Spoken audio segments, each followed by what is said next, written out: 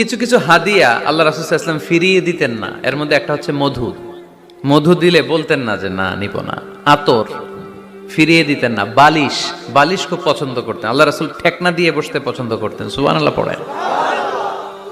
রাসূল সাল্লাল্লাহু আলাইহি ওয়াসাল্লামের কাছে একটা কসমেটিক্সের বক্স থাকতো সব সময়, জরুরি 5-6টা জিনিস এর ভেতরে থাকতো।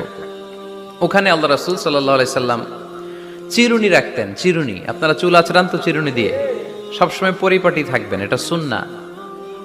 পরিচ্ছন্ন ফিট থাকা, সবসময় গেট আপটা ভালো থাকা, এটা সুন্নাহ। আল্লাহ রাসূল সাল্লাল্লাহু আলাইহি ওয়াসাল্লাম কোনো বিদেশি ডেলিগেট আসলে তাদের সাথে দেখা করার আগে সময় নিতেন, নিজেকে গুছিয়ে নিতেন। সুবহানাল্লাহ পড়েন। চুলগুলো আঁচড়ে রাখতেন এই চিরুনি দিয়ে। তাহলে ব্যক্তিগত কসমেটিক্স বক্সে আল্লাহ রাসূল সাল্লাল্লাহু আলাইহি ওয়াসাল্লাম যে জিনিসগুলো রাখতেন তার মধ্যে একটি হচ্ছে চিরুনি।